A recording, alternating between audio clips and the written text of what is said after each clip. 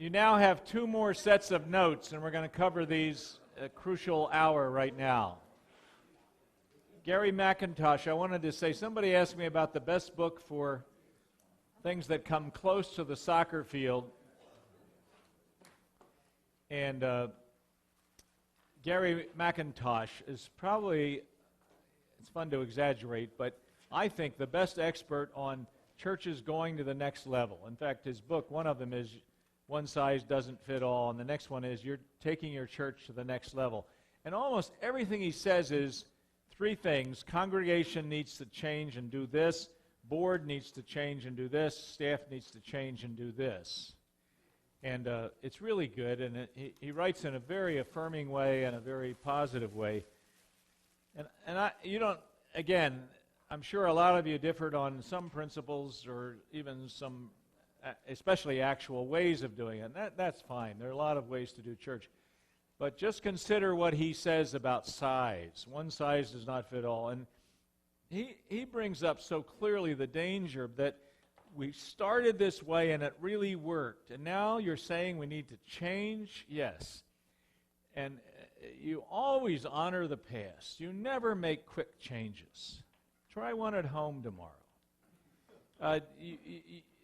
Go carefully. And the worst thing anybody can do, we had a guy who came back from Willow Creek and changed his church to Willow overnight. Lost 200 members in a year. And I was bold with him, and I had no authority over him, but I had been a branch church. And I said, you know, you didn't start this way, and you're not Bill Hybels. And Bill Hybels started that way, and he's unique. And you know, you can't be anybody else. Be yourself and love it. But understand there are some principles that people say. And at the risk of trying to prove a point, I asked Jim if he'd say something. These guys are from Columbus Church, and they looked at all this stuff and this type of thing. Jim's an administrative pastor. Would you say a word about how it helped to change a little bit? Yeah, we've been in church for 50 years, and obviously we had an elder board, and that elder board continued to grow. We had monthly elders meeting with 40 elders trying to make decisions. And worked pretty well when we had a pastor who'd been there for 40 years, but when those things started changing, it became a mess, so to speak. And we went to this soccer field governance, policy governance, or whatever you want to call it. And we went to that a year and a half ago. And worked through the congregation, worked through the elder board of 45, said, okay, now we have an elder board of 45. They only meet on a quarterly basis. And their main job is to do elder stuff, counsel, teach, to visit with people and things like that. So we formed what we call an executive council, which is with 9 people. On that, 9 people. So our business, our government is done with a group of 9 people now. Now, really big stuff is done with the whole board. You're doing a good job. Okay. Never give away the mic. Yeah. I think is it on? Okay. What's that? Oh, okay. Steve. All right. Anyway, so we went to the 9, and all the governance of the church is done with those 9 people. Our pastor Mike sits on that. He's part of that board, a voting member of the board. 2 of us from staff sit on that, non-voting people. So then we have 6 lay elders. When we've done that, it has streamlined things. It has made discussion a whole bunch better, where everyone has a say. When you have 40 people in the room, it's hard to, unless you like 6-hour sessions and stuff. So we've gone to that, and it's been a very, very, very good thing for our church. And we have a large church of a couple thousand people. So just what Knute said earlier today, many of those things we have put into the church, into our governance, our elder board, and it's made a huge, huge difference. And I think the other guys around the table can say the same thing. Thank you. Thanks, Jim. Good to hear that it can work. And I've seen a lot of churches change to something like this. And the burden, Jim's administrative pastor, and Mike's senior, and the other guys' associates that are here, and they formed a leadership team on staff, and you got the rule of 8 is practiced in the industry. You can argue with it, but it means that important decisions need to be made in a smaller group, not a huge group. Anyway, any questions abiding from this morning that came up at lunch? Because I'm going to sort of change subjects about change, but anything else or an objection that I can maybe say I didn't mean that? Or take your time. And again, I want to give the caution, don't try this at home. That's what they say when you see something on a video or something. Don't go fast with anything like this, but think of the principles. You're trying to help the church for the future. You're not trying to hurt it. And if some churches stay where the congregation controls everything, okay, but in 10 years you'll still look at this stuff and say, we should have done that. Not exactly this, but most of this I got from the Dead Sea Scrolls, and it was practiced in the early church. Amen.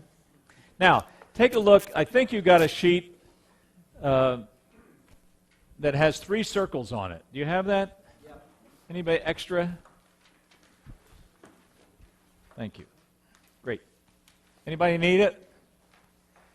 Here are the 3 circles, and we're going to talk about change, the circles of change. But let's talk about the circles of your life as a pastor. Those of you who are on boards, I'm now switching to playing on the infield, playing in between the soccer boundaries. Almost everybody who writes about pastoring, from great gurus to just any of us who just talk about it like I do from practice, would say there's 3 areas. Some people actually use prophet, priest, and king. I don't like that because it sounds a little too pompous, but I don't know if you ever watched Downton Abbey. My wife really likes it, and I ask her to call me my Lord. Because all I have to do is call her my lady. Several weeks ago, and I watch it with her, and I don't like to just stare at it. I'm always doing something else. She says, no, watch that. I'm watching, I said, and I'm typing something. But several weeks ago, I concluded, I said, this is just a soap opera in real old costumes. Somebody slept with somebody else, and but it's cool. I really love it.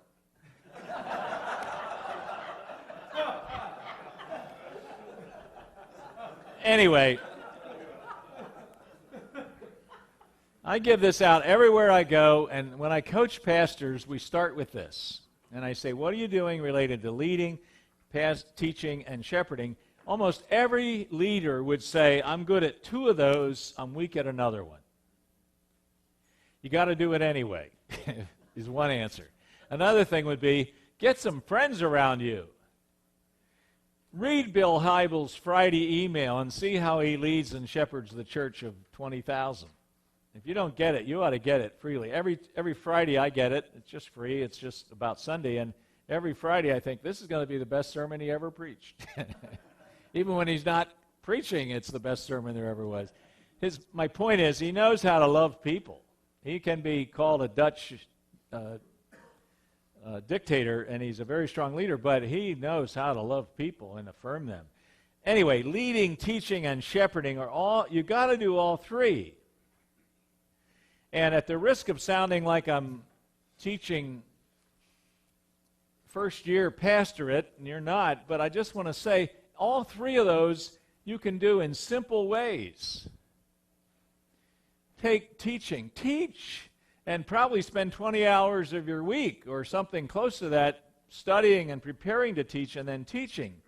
I don't understand pastors who only preach. Teach a small group. Have a discipleship group. The 2 most common questions I get in coaching are these. Honest, more frequent than any others. How do you help the board function better? And before I go to the soccer field, I say, and it's usually a conflict, how often do you meet with the chairman? And if they're not meeting with the chairman on a regular basis and before every board meeting to go over the agenda and to be united on things, no wonder it's not going to work. The second most common question is, what's the best discipleship program for our church? And I always ask, I learned that asking questions brings out more what they're really asking. Name the men in your discipleship group. And 70% of the time, they say I don't have one. Well, there's no program. Start it with you, and then go to staff, and start there. And I'm going to be candid in these sessions. I had a wonderful run at the chapel. Love those guys. Love the place, the people, the staff, with 2 exceptions. And they're back in the Grace Brethren Church. No, but until this is really cynical, and the worst sin in every pastor's life, or a common one, is you become cynical. But until we made it a part of their Thanksgiving benefit, a lot of them didn't really have a discipleship group, men and women on staff, full time. Every woman on staff full time had to have 5 or 6 women in a discipleship group that meet twice a month, deal with the Bible that meets the heart. Anyway. So we used to give a little bit of a Thanksgiving benefit. Don't think big bonus. Think $300 or $400, sometimes $500, sometimes $100. If they got an A, B, C rating, they got the higher, so on. Until we made it that the Thanksgiving benefit is based upon not only your merit in your area and your spirit for the church, but third, a discipleship group. Until we did that, they didn't have one. Oh. It looked like they had. I remember the moment I'm meeting with the 4 guys. 5 of us kind of ran the staff, and we argued in there, and we walked out with one mind. Dave Smith was one of them, the youth area and children's area, and he's now helping Willow Creek. We sent him out as a missionary to correct them. We'd go out as one mind, but something one of them said. I said, "Wait a minute." I'll never forget it. In my office. Wait a minute. What you just said means he or they in your department meet with a group of men once a month and kind of have coffee. A discipleship group has to be, we said it was twice a month, maybe 4 times, but twice at least, and you cover the scriptures and you stay together for at least 2 years. Well, we don't have that. Then we made it a part of the Thanksgiving benefit, and it was shown on your weekly report, and everybody had one then. Is that right? No, that's not. I mean, it's true, but it's not right. All I'm saying is, under teaching and shepherding, the overlap there is a discipleship group. The best elders or board members or deacons or anyone in your church should come out of your discipleship group. Or others on staff, if you have a staff.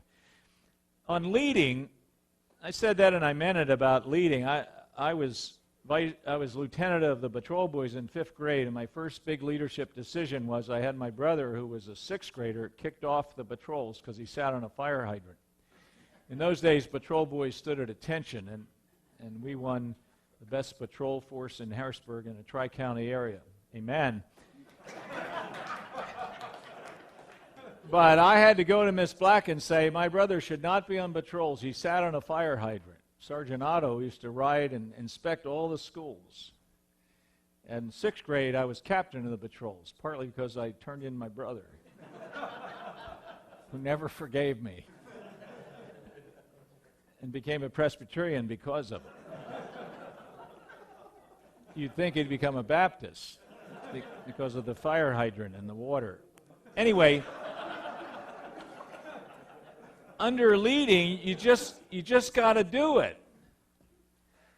Under leading, look at the circle with shepherding. That means you, pastor, and staff, but you, pastor, are responsible for setting up ABFs and home ABFs. I don't care if you call them life groups or Acts 2 groups. It doesn't matter what you call them. It's just that, how do you lead? No one in this room, I'm quoting some books, can pastor over 90 people. So, how do you lead more than 90 people? You get groups, and you lead from the front. But part of leading and shepherding is you're not going to take care of everybody, so you set up, and I don't care what you call them, but some Sunday groups, and I would challenge you to say this, to think this. There are people in this room, and many in your church, who are over 55, maybe over 60, but probably 50, who would prefer a group on Sunday. and don't want to drive, at least some of them, on Thursday night in the winter, why don't you have groups for them on Sunday morning, because they're used to it. You don't have to call it Sunday school, and form those groups around the ABF concept. I don't care what you call it, but it means that in every group, I beg you to take this as gospel. You don't have a teacher and a group. That's another sermon. That's another big, long lecture.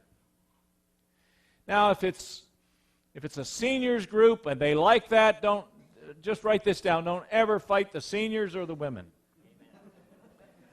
Let somebody my age do whatever they want. They're going to do it. But every group should have a pastor that they are accountable to. In many churches, you're the only pastor. Okay, it's you. If you have three, and by the way, every church that has 100 to 150 in the sanctuary for worship should have 3 to 5 groups that they can be in, medium-sized groups. But you have a pastor, you have a teacher. I didn't mean to list him first or her first, but I did. You have a care person. They are in charge to make sure care happens in that group. Why shouldn't care happen in the groups with which they meet? They know their attitude. They know if they're absent. The guy in Washington, D.C. is kidding himself. No one can take care of 28 families and still be a good lawyer. Third, a host or leader. If it's a home group, it's going to be the same person probably, a couple.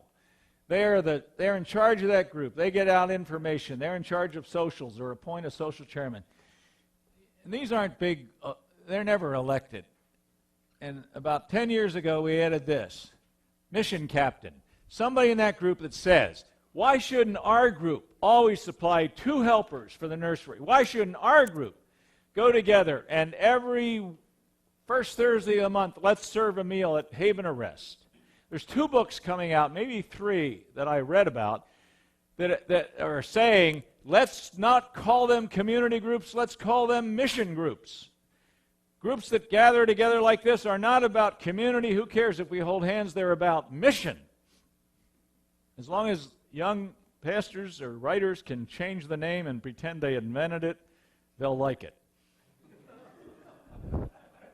Someday they'll get a new name for expository preaching and they'll write a book. Rob Bell will write it about you ought to preach right from the Bible.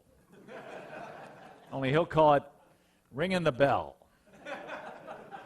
But they say this group should be about a mission. And we always said that every ABF should have a mission. But anyway, get somebody who says, let's help with the youth ministry. You don't get teachers out of there. You got to select them more carefully. But helpers, or do this, and have every group adopt a missionary. I fought that at the chapel for so long, and then I said, okay, let's divide up all the missionaries. Don't let them pick. They'll all pick Jerry Harpool or somebody else that's so well loved. But they all picked, we assigned 1 or 2 missionaries. They pray for that one missionary. They supply some of them funds for them, and it becomes their person overseas or locally. But that's your group, and that's how you shepherd a group. And then you don't worry about the group. And as long ago as 30 years ago, and as long ago as 3 months ago, I had a guy say to me, I'm scared of groups. Okay, then stay with one group, pastor 90 people, and all meet in the sanctuary. And I said to him, you know what, wherever 2 or 3 are gathered together, I'm scared. But if you're running that scared, you shouldn't be pastoring. You should be having a home church with 5 people. Okay. The 3 circles. I think, I'm here to make you think, I think about a third of your time should be in all 3. I don't know. I think some of your shepherding should be care for leaders. You got to take care of the leaders. Write them notes. See how they're doing. You can't do it all. And related to leading, here's a huge issue that I won't have time for, but as we talk about making changes, this is crucial and not practiced in many churches. I'm going to talk staff. You have a pastor, and then you have 1, 2, 3, 4, and sometimes 40, but nevertheless, whatever. For every ministry of the church, and all ministries of the church come under programs, worship, administration, and outreach. I got those from Gary McIntosh, and I thought, that's true. Everybody, there's worship, and you might put prayer under there, and I listed it, if you'll look up it on the WordPress thing, there's 30 ministries. Administration includes volunteers, finances. Anyway, for every one of those 30, it's called church ministries on the WordPress thing. For every one of those ministries, there needs to be a point person on staff. That means the person, I know it's only you for 7 of you. That means that you're the point person to think about, okay, under outreach we have sports. You're the point person for sports. Crucial that you find out what some, I was in a church the other day, I said, what do you do with the gym? That's a cool gym. What do you do with it? We have the kids meeting on here, and you don't do anything with your gym during the week? Churches die for a gym for outreach. Okay, because nobody had sports on their agenda. The two things, I don't care what you call them, but I'm calling them point person and manager. I call them ministry manager. By definition, the point person is on staff. By definition, the manager is a volunteer. I'm at a church in Toronto, Canada, 1,100. We're in the staff meeting. Troy, that's the pastor, wonderful guy, senior pastor.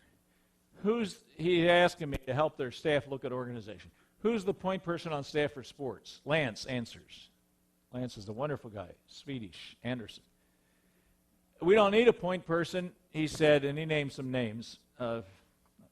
Tony and Eric run the sports ministry. We don't need a point person. I said, well, who do Tony and Eric go to when they're mad? And Troy, did I call the senior Troy? I'm making up names. But it really happened.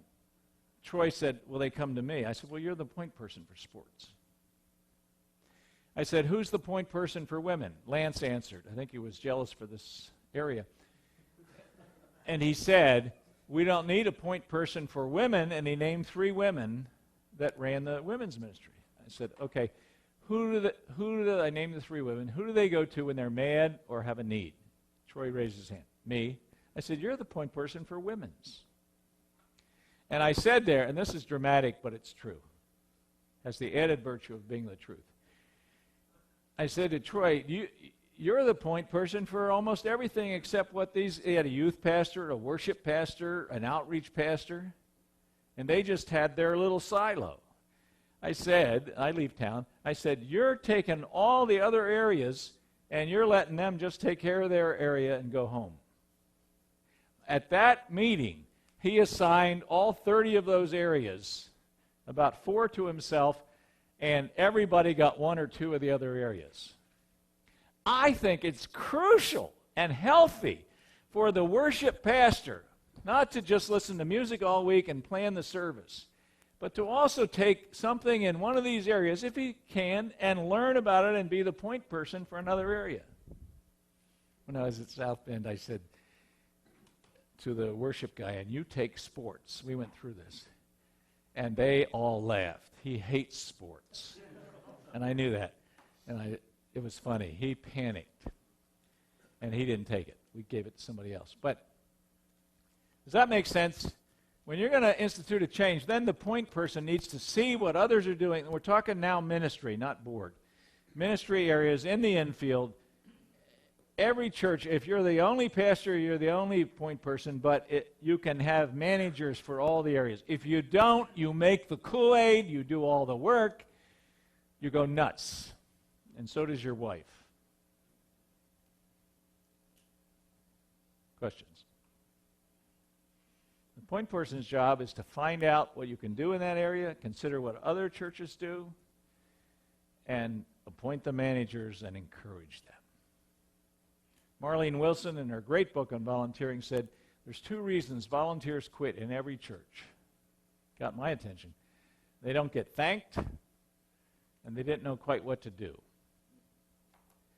So when I read that, I asked everybody to write a short job description for every ministry manager they had. As silly as director of North Door Ministries, report to Kathy Miller, be at the North Door 15 minutes before every service with a smile and information, or have someone there who's ready. Job description. Point person for sports. Got a manager for softball. Be in charge of the softball league every year. Keep the order and the da-da-da. Report to this guy for point person. Help get unbelievers in the league. Don't do it all yourself. And anybody that sees another church or sees what's happening at a large church of 400 says, well, how do we do all that? Well, you start one step at a time. How many steps did the Apostle Paul take at a time when he walked? Okay, 3 circles, a good way to analyze your ministry. If you're not a good leader, I would tell you to read books on leadership a little bit, but so many of them try to make you something you're not. But learn that sometimes when you're sitting in a meeting, it's time for you to speak up and say, let's do this, after you've gotten good information. If you're not a good shepherd, smile anyway and listen. And by the way, the best part of shepherding is I told the class, Joe Bailey lost 3 sons, cancer, mountain climbing, and sledding accident. Long ago name now. He wrote a book about death, and he said, nobody helped me with any words. It's the people who just visited and put their arm around me or just cried. If you've had a tragedy, there's nothing people can say. Don't even quote Romans 8:28 so much. But be there. And shepherding is being there and listening. Just for fun, but I think it makes the whole point. Sometime play That's Nothing with your staff. Because we do it all the time. When I was here at Grace a long time ago, we had a guy in the basket. This is really dirty, but I was mean then. And everybody not everybody, several of us called him That's Nothing. Anything you'd say, he'd say, literally, that's nothing, and he'd tell his story. And people, I do it. You do it. If anything somebody says reminds me of something, and you don't say that's nothing, but he did. I remember, honest, I told him after basketball practice, right here in the gym up there that was supposed to be named the Larson Gym, and they tore it down.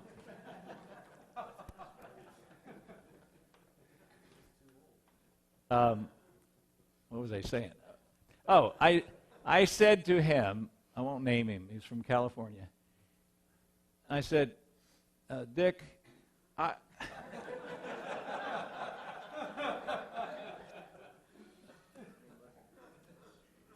not his real name. I have a date with a girl from, honest conversation, I have a date first time with a girl from Mansfield, Ohio this Saturday. I'm nervous. He said, that's nothing. I got a date with a girl from California next Saturday, first time. It's the truth. And when I met her, I thought, that's nothing.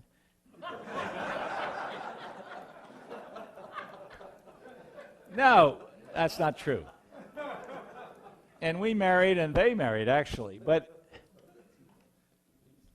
I heard a pastor sitting across from a guy at a breakfast, and this guy, Glenn, said that his aunt had died of a particular disease, and this pastor on our staff said, you know what, that's what my aunt died of too. Or grandmother, whatever it was. Yeah, and he told his story. When we got back to the church, I said, what's this guy's name? George. Can't think of names when I'm trying to make them up. I think of the real name. George, he said his aunt died and you told your story. Let him talk. You did a that's nothing. Our staff knew it. Sometimes when we drive together, like you try it on the way back. Do a that's nothing. Somebody says, I went skiing last week. Somebody says, that's nothing. I was skiing at the Alps one day. It's just fun. On YouTube, look it up. It's not That's Nothing, but Topper. In Dilbert, the cartoon, there's a topper. And the epitome on YouTube is an astronaut who's been to the moon. And these guys all tell their stories, and he goes, that's nothing, I was on the moon. Everything stops. Nobody can top that. Shepherding is listening. John Bassano wrote in a book on evangelism and caring decades ago. When you stand at the door of the church or at the hallway and listen to somebody and look them in the eye, everybody who walks by says this church cares about individuals. Gordon MacDonald's coming for one of these. You wouldn't want to miss that.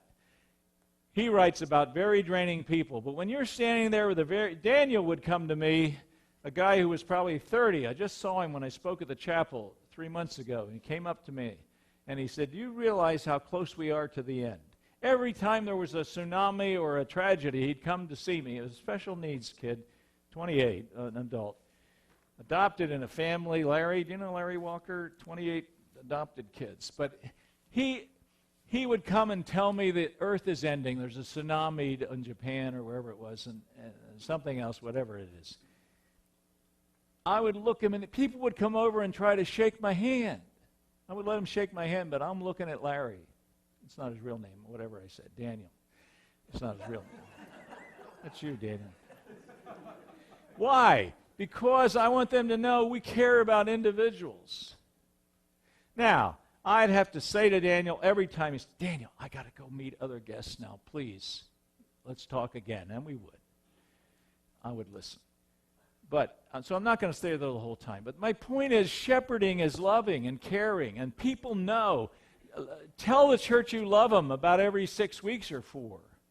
And just say it. You don't have to say, I love you. I'd like to go to a dance with you. No. I love you, and I want what's best for you. And all this staff loves you. We're here to serve each other and all together. This is a church of grace. Thank you. Take the church now out in the world. Okay. But look at your life in those 3 areas and think what you're doing. Pulpit is in the center. That's the sweet spot. And every time you're in the pulpit or anybody on your staff, you're leading and teaching and shepherding. And it's very unwise for anybody in charge of a pulpit, which should be the lead pastor, to give the pulpit to anyone who doesn't understand that he's shepherding and leading and teaching when he's in that pulpit. In any church over 200, the pulpit is not for practice. Or over 100. I was talking to a pastor recently about one of the associates who he let preach and things he does in the pulpit. I said, why would you ever let him preach again? Well, he's on staff, and that doesn't matter. You're in charge of that. He's not shepherding the right way, and the guy would say drastic things. It's crazy.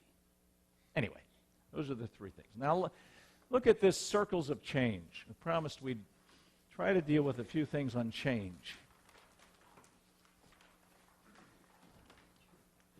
Just to make you, anybody need one?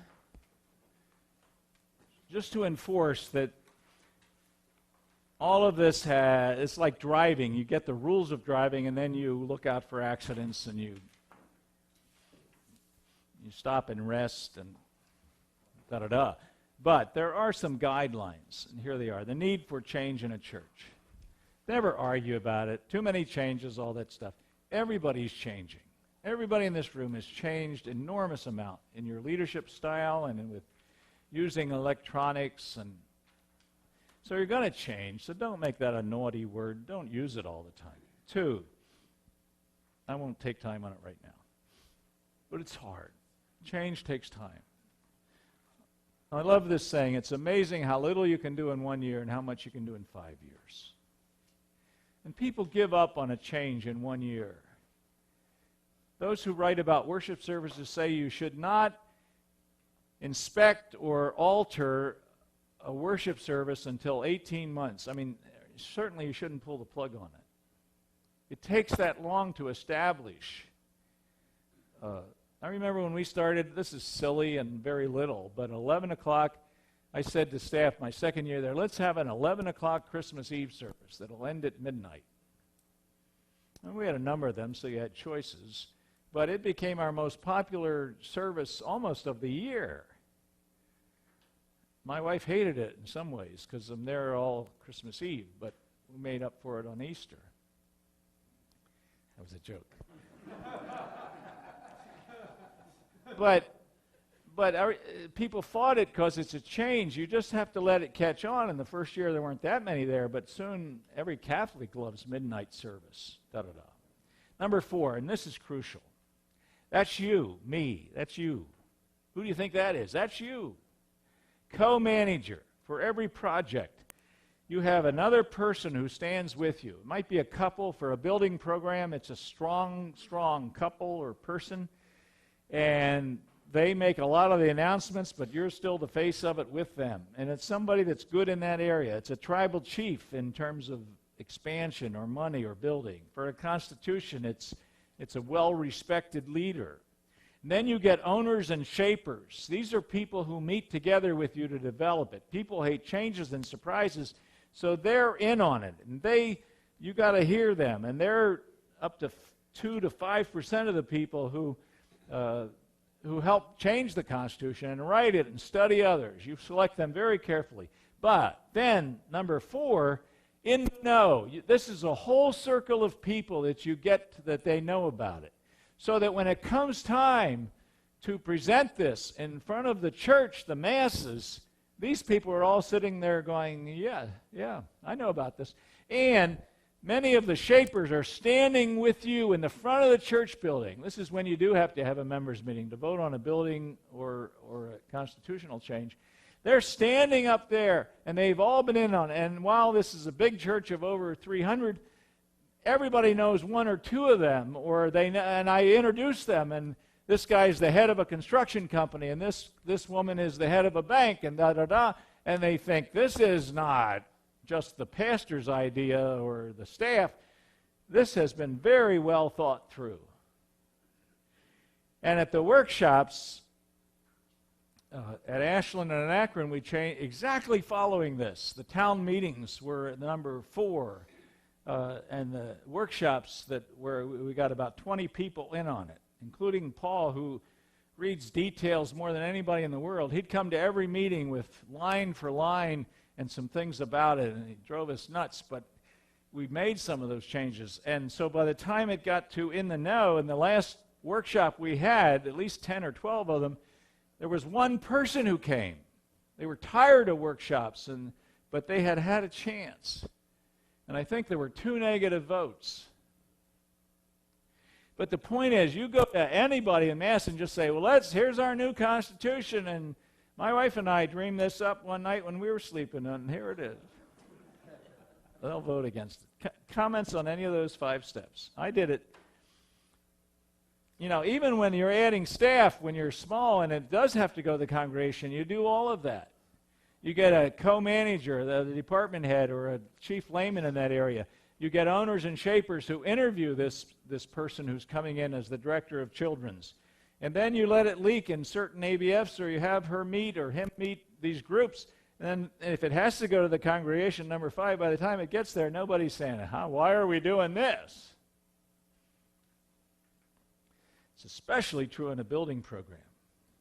By the way, the next time you go to a church, or if you're new, and I know some of you are, but have town meetings where you have 5 to 10 families meet together in a home. I used to do 2 in an evening. Go to one at 6 and stay till 7, and they'd have dessert from 7 to 7:30.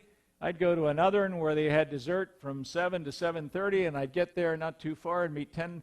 In 2 evenings a week, I met 40 families of the church to help sell a building program. I always took a trustee elder with me. Anyway, there's communication. Communication is so essential. I think it's healthy, if you're not a good writer, to have somebody in your church or somebody who's good at writing you put the concepts and let them write it out. There's nothing wrong with that. And communicate it. Use short paragraphs. Be warm. By the way, in every survey we ever did of our handout on Sunday, the most read part of the bulletin was the note from the pastor. It's this long. That's why I did that. You could write it in 5 minutes. If you couldn't, you could write the ideas in 5 minutes or 10 and give it to somebody who writes well. Send it to me, and I'll write the first one for you, because I like to write. But it was a mood setter. It was not an announcement. Now, it might push a men's retreat, but okay. Communicate with the church. Do a Friday email, just a short one. Don't overload their box. Take Bill Hybels and just insert new sermon title, and don't sign it Bill, just sign it your name.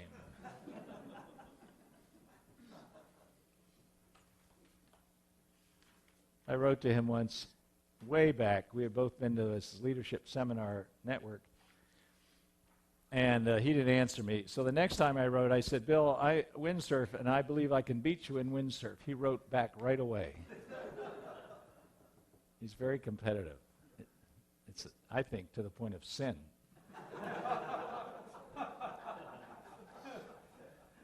And he never took me up, and I'm glad, because I knew he was better. Number 5, the timing of change. Leith Anderson uses the term chips. Most people who write about it say, make some changes naively at the beginning while you're on your honeymoon, but then go carefully and show them you love them. When Tom Youngkin said, you pastors come and go, oh, this is our church, 5 years later, he was doing all kinds of things in the church and trusting me because I had stayed. Number 6, the landmines of change. Those are just to bring up certain areas. A lot of those are quotes that I actually heard. But go carefully. When you look back over 10 years, you ought to have somebody say to you, you're the master of incremental change. I was telling the class, I was up in Canada recently, and they said at this church that across town, a guy, the second Sunday at the church, new pastor, he said, we're changing the church music, and he added, they said he added, everything gets exaggerated, but, and I probably just exaggerated that. 80% of things get exaggerated. But he said, if you don't like the new music, you go to other churches. There's plenty of other churches in the area, and he lost third to a half of the church. I think that's totally unethical. He didn't tell him he was going to do that when he came, and he survived it, but it's crazy. You can make changes incrementally. If you're still waiting to bring drums in the church, pipe them in the first few Sundays, just through the sound system, and have the drummer down in the furnace room and just comes. Sunday, I was at Oxford Bible Fellowship, which is a fantastic church at Miami University, and it's the first, and they have probably 900, and I bet 500 to 600 are students, and their finances are fine, they're good. It's an amazing church.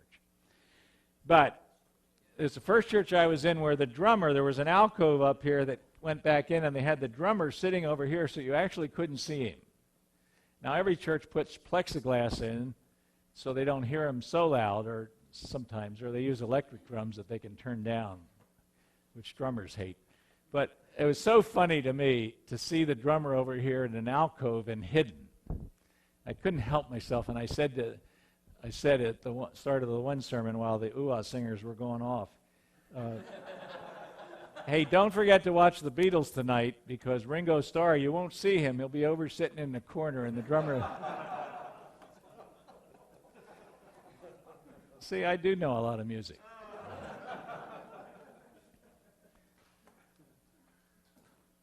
Case situation unchanged. If you go back to your church and say, we're going to the soccer field and look at this picture, isn't that pretty? You'll probably write to me and say, we didn't like the soccer field, and do you know any other churches? But you can move toward things, and people need explanation, and they need to read stuff and see it and let it leak and say, you know, someday we're getting so big that we need to have a board that takes care of boundaries and protection for me and for all the ministries, but doesn't have to do all the stuff in between. And then keep going. Just let it leak that way, and then start studying it and that kind of thing. And have them read Macintosh together. And that kind. Okay. Look at the next page. I think you have 2 pages attached. Most common mistakes while leading established churches. Making changes too quickly or too fast, which is sort of the same thing. Number 2, hurting the people already there while you try to connect with the people not yet there. And that means don't stand up in front of all these people who pay your salary, and in almost every church, people over 50 pay 80% of the offerings.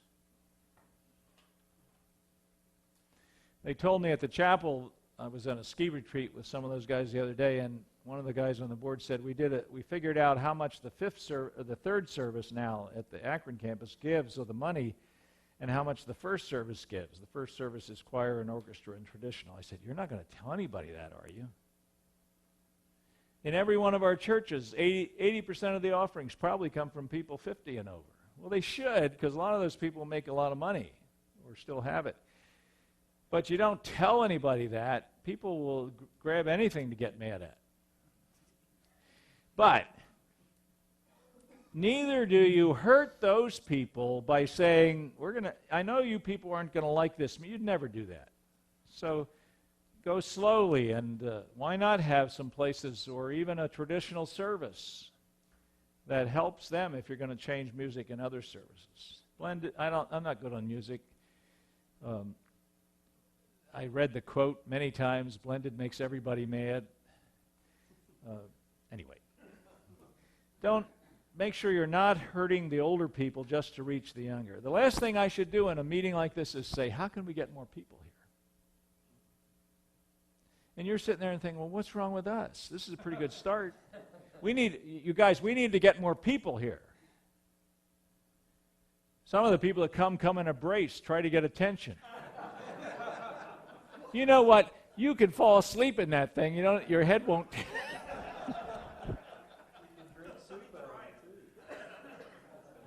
Number 3, not loving. Most common mistakes. Love is noticeable. You speak it and you show it. And you show it in the halls. And you show it from up front. 4 is obvious. 5, I just put in for fun. People hate any kind of change. But anybody you read on change will say number 6. Vision, vision, vision. Even Andy Stanley, in his book Deep and Wide, Wide and Deep. Is it Deep and Wide? That's, by the way, they sing that at their church. They don't do all new music. Always talk about vision and help people see that. And by the way, the people, I used to go to the seniors' lunch every month when they meet. They had several things, but the big one was the lunch once a month. Now, I just want to be candid and not. This is not proud because it was very easy for me. I can play the piano by ear. So I'd go there and play old hymns, and they'd send up requests. And they'd also send up money. I put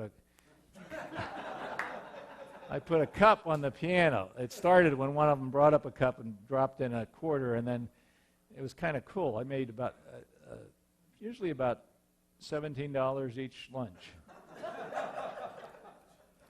No, and they took it and we put it in missions. Except for the one guy who gave $50 once, and I thought, he meant that for me.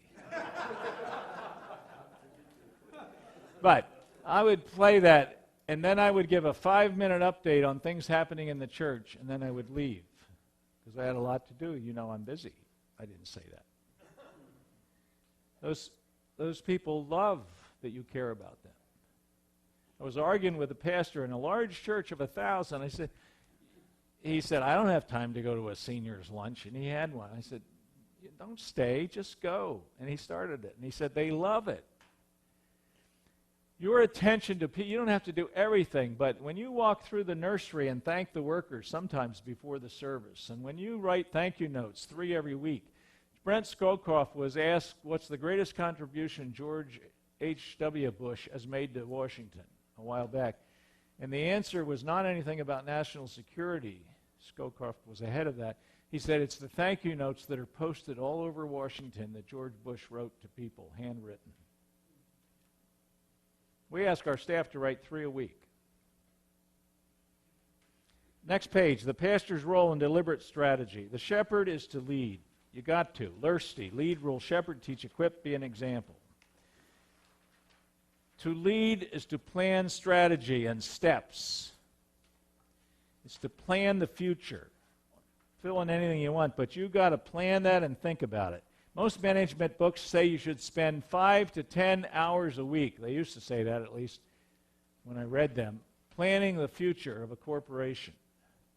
Well, I think that's too much for a pastor, but you ought to take some time in August when you're on vacation and just sit there and hear and think, what would we like our church to be? And the last thing you want to do is say, well, now we're the church in the wilderness, but we'd like to be Willow Creek. I'll just use a name. Do you all know that church name? It's over by Chicago.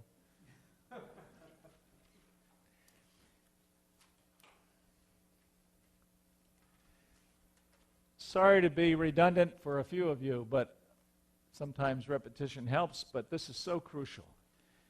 When I went to the chapel, it was a spectator church. We certainly didn't do everything right, but here's one change that really worked. The pastor that had been there was a fabulous preacher. The choir and orchestra were out of sight. Ron Huff started them way back. Most of you don't know that name, but he went on to Nashville to become a great arranger. So I wrote down. I didn't show anybody. Showed staff, leaders. We're a spectator church. People come here to hear this sermon and watch the music, and they sing so long sometimes. And we want to be a worshiping church and involved. You know, any words you want to give for the service. Here's the part that's so simple that I fear saying it. You'll say, oh, duh. 1, 2, 3, 4, 8, 10, 12 steps. Number 1, I'll preach a series on worship. Number 2, I'll start a note in the bulletin about all kinds of things, but 1 or 2 or 1 a month will be about worship and why we're here. The old thing about God's the audience, we're all worshiping him, da-da-da. Just real warm. 3, this was a hard one. We'll get a worship leader who really knows how to involve the people. That meant a whole transition. Well, we actually made all those steps. Another one was, and then you put a date on them, and who's responsible for it. A lot of those happened to be me, or then later the new worship leader.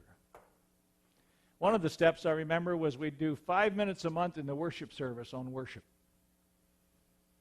I did the first ones, and when Miller Cunningham came, he would do it once a month for a while. I'm going to tell you, within 2 years, the church turned into the best singing church. That's not everything, but we thought through what are the pastoral prayers, how do we involve them. Another one was, it's kind of black and white and fundamentalist in some areas. And I'm a fundamentalist, but not in mood. And then over here, a church of grace.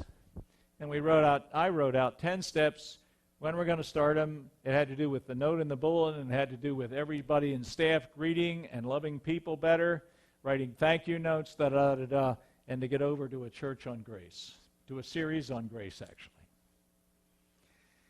And the same thing could be true on a building program. We need to add some Christian ed spaces. Right now, we don't have enough of them. We need to have a building program. What are the steps? How are we going to start educating? We're going to develop a committee. We're going to... Guys, here, I do it. I hear somebody and I think, I want to be like that. And all you do is go home and get discouraged because you're not like that. But everybody, number 2, to lead is to plan strategy. Number 3, no one else will eat and sleep the church like you do if you're on staff. Don't even expect, I said that a while ago, but don't even expect the board to do that. They can't. Number 4, a good vision can be shared with and embraced by other leaders. If you can't convince other people in the room, starting with your wife, or the board, or your good friends on staff, then don't take it to the church. So a good vision can be shared and you can talk about it. I hear so many, I don't mean this mean, so many pastors say, we just want to be, and they name the church. What does that look like? You know, I want to be a church that's really this or that. What does that look like? They can't define it. You're not going to get there. You don't just, it's got to be, we're this way now, we want to get that way. Strategy steps always include action to be done right now. There it is again, now, and then the hope that B is where we want to be. We want to be known as a church of grace and love. Actually, that's when we started greeters. That was early on, and we didn't have them at every door. Greeters are not the end, but they're just a help to a mood. And by the way, have somebody in charge of greeters who's in charge of greeters and ushers, and he's the point person or she's the point. It's usually better to be a woman. Point person for the get to know the pastor's class and the introduction of the church class and the members class. Instead of, as many churches, all 5 of those are separated to 5 different staff or 5 different ministry managers, and they never meet. One point person, a ministry manager for each, and they coordinate them.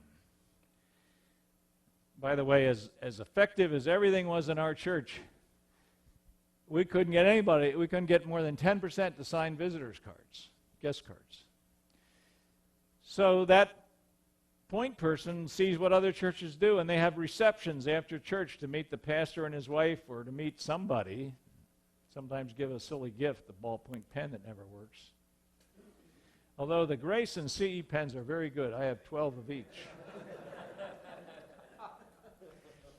And at Calvary Church, where I'm coaching, their pizza with the pastor, they get about 15 to 20 people every month.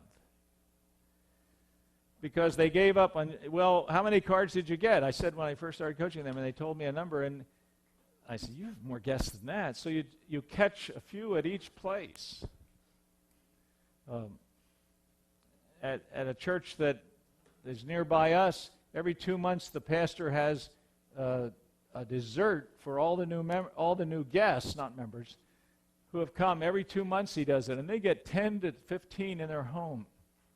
Once the person has been in their home and met his wife, and your wife as nice as you are, and so is mine, or nicer, they feel a part of the church. Just don't say, if you're going to make changes, don't think, well, this is what we do. Most people won't sign a guest card. 6, action steps always need a manager. Job description, accountability. 7, huge. In a little church, you know what you do? You put a rose on the piano. I was at a church last Sunday at Oxford, and they didn't even have a piano or an organ. I almost left. It was good music. But in the little church, you put a rose on the organ. When? When somebody's born. You even announce it. The church is 300, and people get bored if you mention everybody that's sick in your prayer. So you push all those things to groups and stuff, but you do pray for the needy, or maybe if you're 500, you say, take a quiet moment and just pray for somebody you know in the church who's ill. And there's differences in size, but if you want to stay at 100 and name everybody and name all the events that are happening that week in your prayer, okay, but just consider the consequences of being small.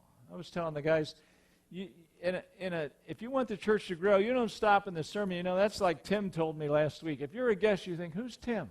Which Tim? There's a couple of them in this room. Or mostly you think, I don't know, Tim, I guess I'm an outsider.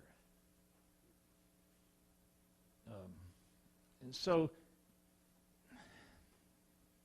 7, I started to say this, accomplishments call for celebrations along the way. Quote Schaller again. He's 90, lives in Arizona. He's so smart. He doesn't write anymore, I don't think. But he said at a seminar I was at, just a few pastors, you know what, you guys don't celebrate enough. These people do so much. And they pray for the church. And you're always trying to urge people. Would you in every family just pray for the church, one sentence every meal? Would you do that? Don't give them goals. Always pray fervently for the church. Would you become a prayer warrior? No, just ask them little things. But when something good happens, celebrate it. Every church, whether they call them this, I loved what we call them, announcements, quick. And don't do details, do emotion. It's amazing what you can do in 15 seconds. Not if you say, don't forget the women's retreat in a couple of weeks. I think it's from Friday evening at around 6.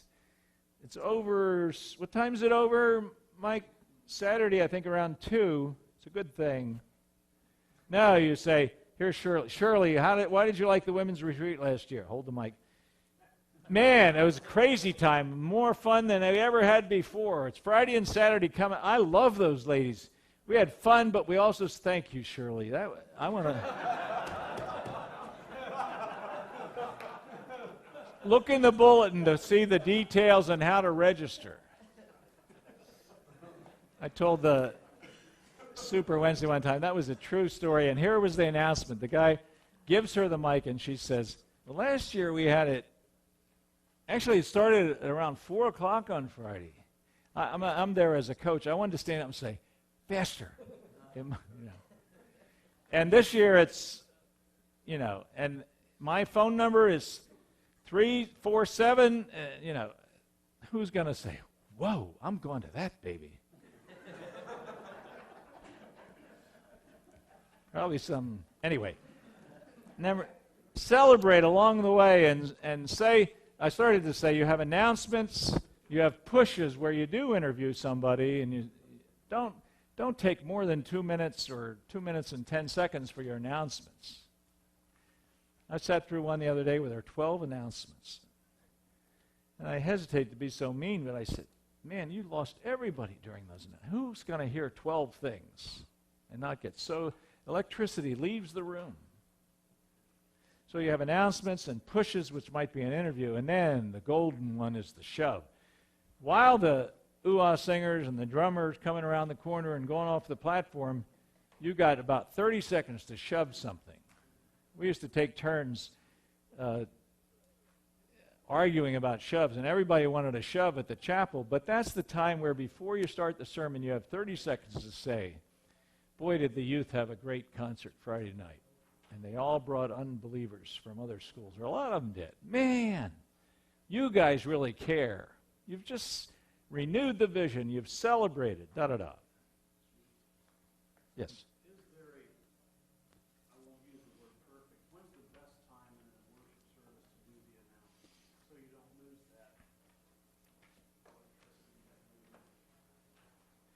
Well, let me tell anecdotal. I work with Grace Spring up in Kalamazoo right now, Church of 1100, and we've had a fun debate about this. I have no authority, and I love them, and I preach twice a month. But they finish the sermon, have a song, and then have these announcements. And they went 8 minutes the other week, and I said to them, that's like, I don't want to tell you what I said to them, because it was about the marriage act, and it was only 5 people in the room.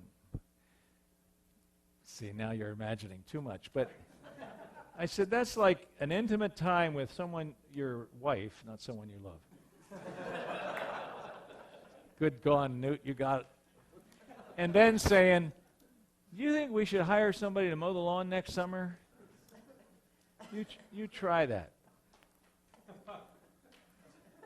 Just once.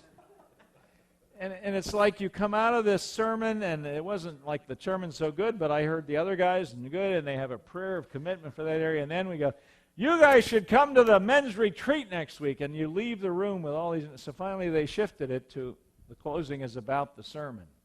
And the speaker gets to send them out.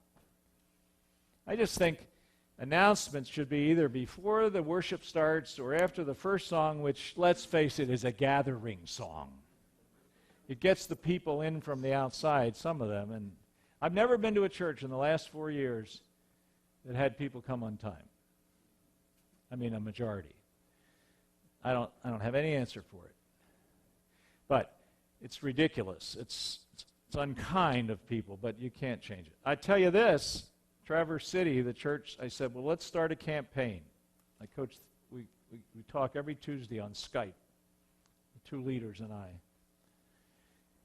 And we outlined a campaign, and they've increased, they thought, by 30% that are in on time, because they just asked them and told them how important it is. And the pastor's note was about it, and the email on Friday mentioned it. And within 2 months, I said, how's it going? And they said, we think we're now up to about 80% are in our room when we started. And it was really a half before that. But you can't change the time of service because it's not that. They could be there if they wanted to be. I think it's after that first song, you have them shake hands, maybe, not always, but then you have the announcements, and then for the rest of the service, it flows and it's serious. By the way, related to this and how you pray in the service, pastoral prayers are so missing, and I know some of you think that's old time. They ought to hear you, the pastor, pray carefully, thought through. Once a year, I would hear Bob Weber pray on vacation in Michigan, now where we live.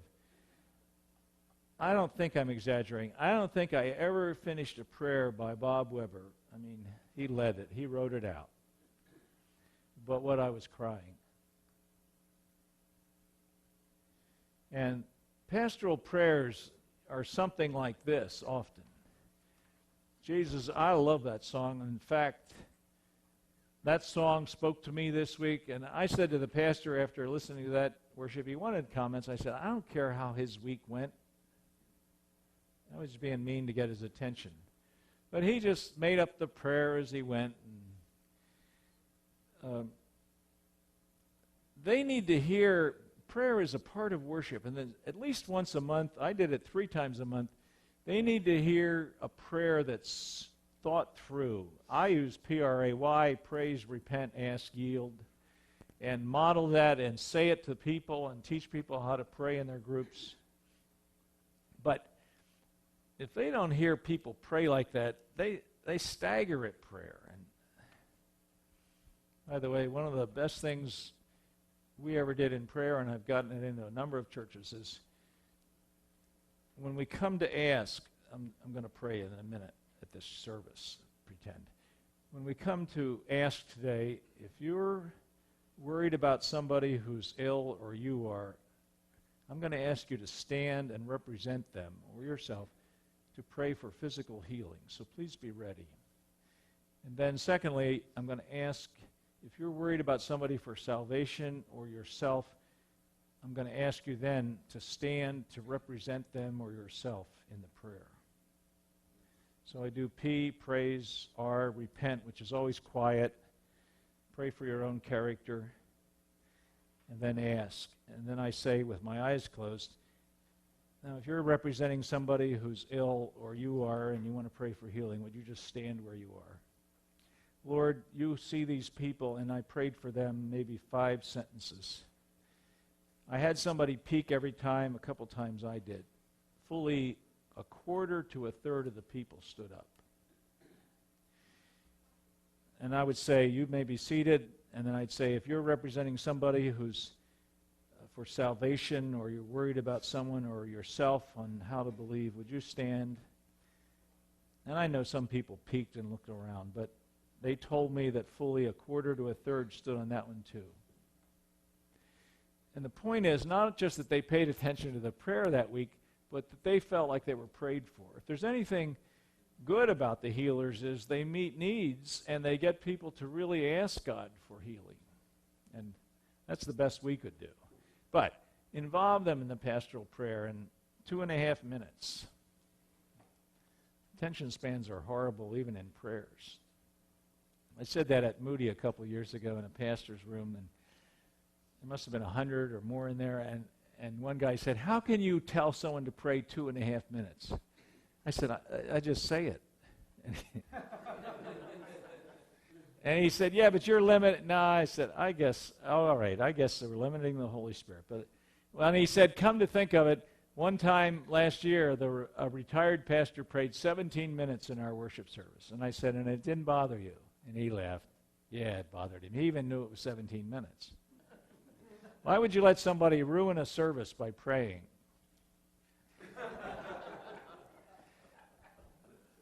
You know the old story, and I think it really happened. It was supposed to, Ira Sankey or somebody, a long prayer, and he got up in Chicago and said, while our brother finishes his prayer, let's turn to hymn number 46.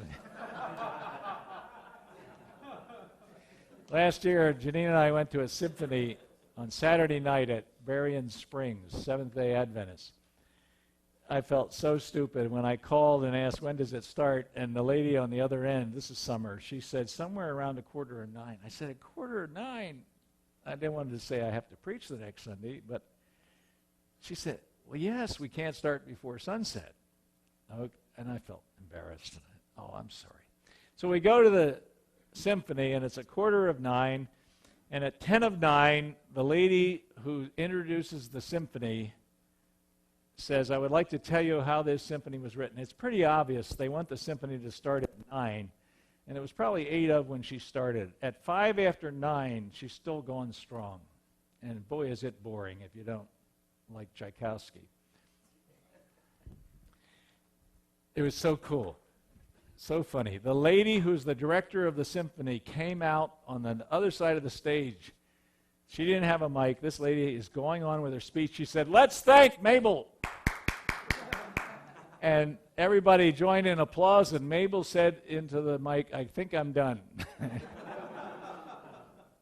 So if somebody prays too long, just step up and say, let's thank Charlie for that gorgeous prayer.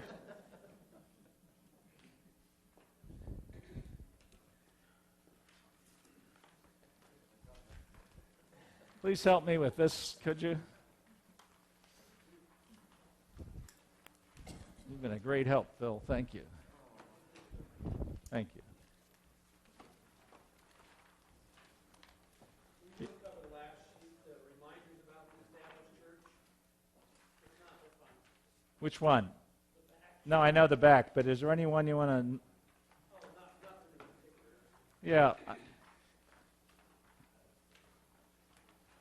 I'll run through them. Number 1 is not good to receive the call to an established church with an agenda to change it drastically unless it's been agreed upon.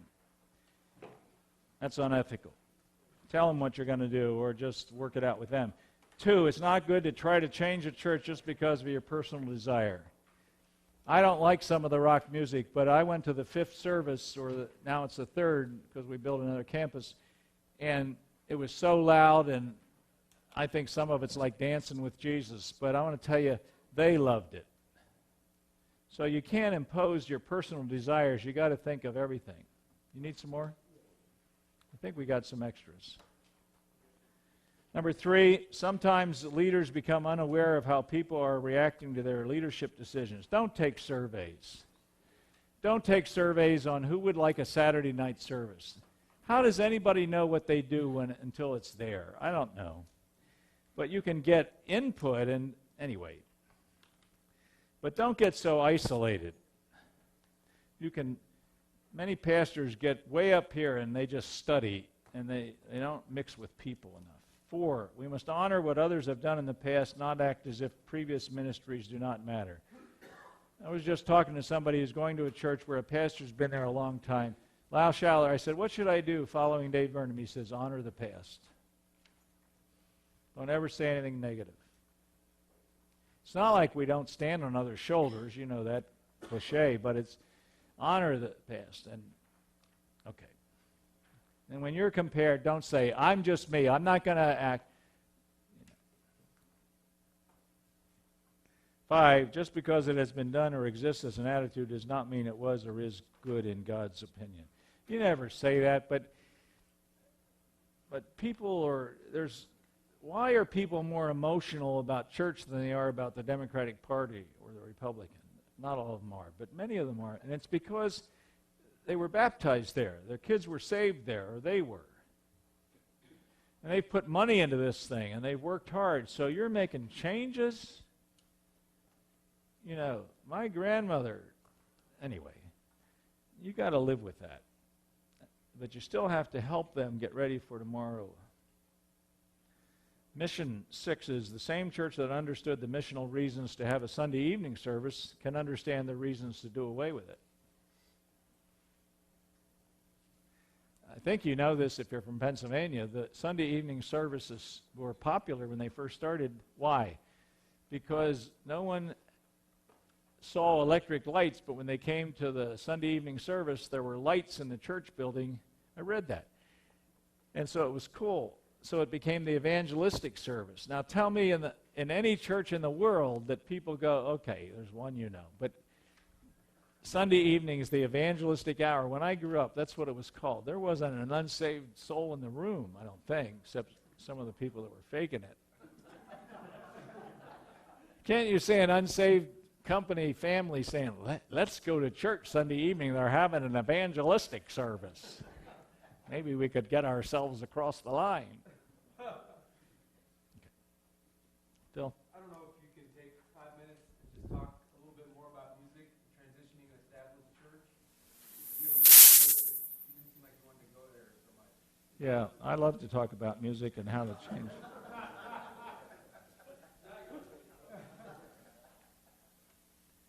Well, it's not so much the battle area today as it was 30 years ago, but it's still there.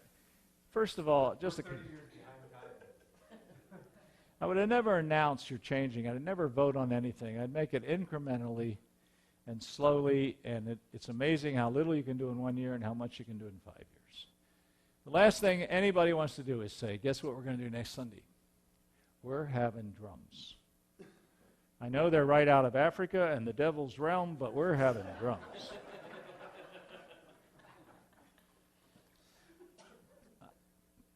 I know some churches vote on it. I got a call, this was several years ago now, but this is telephone. And he said, I'm in trouble. I said, what's the trouble? He said, Wednesday night we're having a members meeting and we're going to vote on changing our music style. What should I do? I said, cancel the meeting. No, he said, what should I do? I said, I don't know. Cancel the meeting. And I urged him, don't vote on it. He said, well, we have to because the board made a decision. And they said, okay. I don't know how it turned out. It's actually, Tuesday he took his life. Now, somewhere you make that decision on staff and you inform a board, but you do it so slowly. So, you could take a couple minutes and just talk about the chapel and some of the things you guys did slowly over time, incrementally. Sure. I gave a couple of them, but those were easy ones. On music, we just had electric drums. Well, that was an easier one, but we did it the way I like. Is not always right, but we had 3 styles of service. So there it is, take your pick. Kept the traditional, added a blended, added a wild, and all worked. But that was easier than one service going that way. I remember one of the mistakes was the college would have their worship before their ABF. It became their worship service. We later moved it to the evening. I fought that because I don't like dividing by ages, but it's going to happen somewhat. But their room was right over the primetime ABF with 200 seniors in a room. That was a mistake. You know, they hear the beat and the loudness up right above them. So we moved the college, not the seniors. Don't mess with seniors.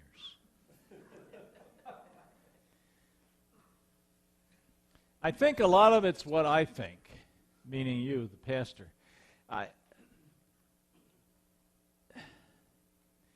We were able to do the incremental, you know, and there was a time when it went from traditional with choir and orchestra and then blended, and then there were 4 in the morning and then a wild one, and then in the evening whirling lights and fog. I remember my first attendance there was the first Sunday, and I said, now why are we doing the fog, the smoke? Well, that's for the colored lights. It was the next day in staff meeting, and it was funny. The only help for me that way was one day, though, a fog machine got stuck, and I said, and boy, there was fog everywhere, and the speaker was coughing. And I said, it proves my point. And all you have to do that is take a quarter and stick it in the...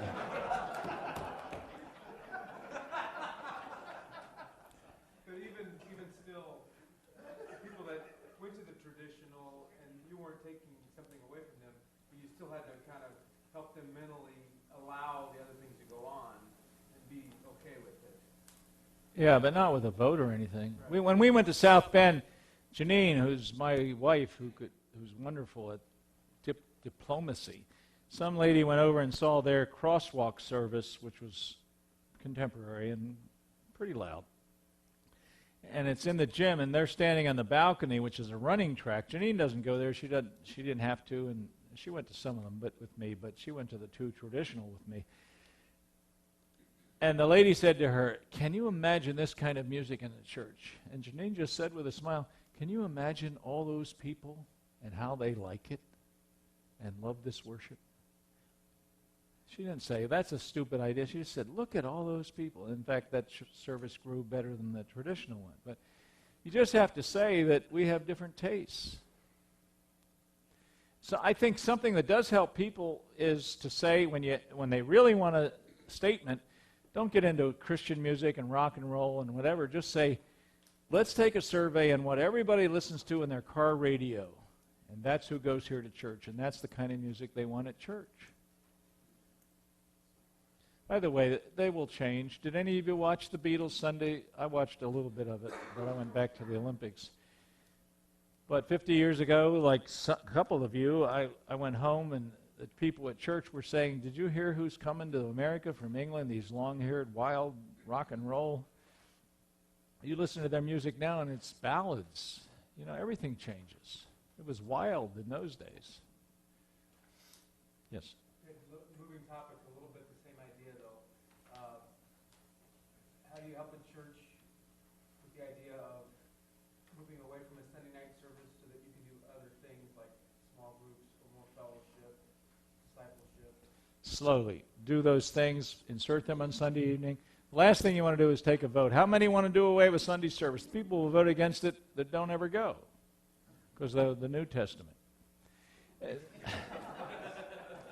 So you kill it. We killed it this way. We started 1 year of 5 different services on Sunday. A department, youth or children would present it, a full hour of worship, a full hour of communion, a white paper on divorce or homosexuality. I usually presented that, an hour lecture with 1 or 2 hymns.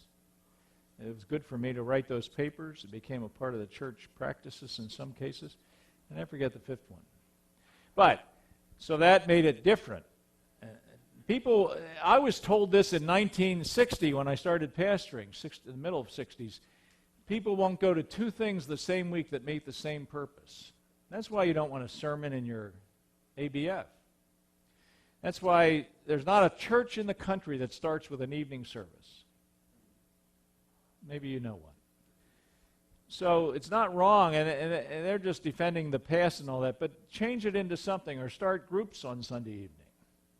One of the guys in the class said they have a Bible study Sunday evening, and it's going to morph into a community group or a mission group or a Bible study group or whatever you want to call an ABF on Sunday. So you're not doing away with it, but it's not really building the church, and it's not meeting a need, and there's probably some people, I don't know how anybody gets young people to come out Sunday evening. It's become a sacred stay-at-home night before school starts. Now, the small groups meet in homes or in Sunday, but even most of those choose another night.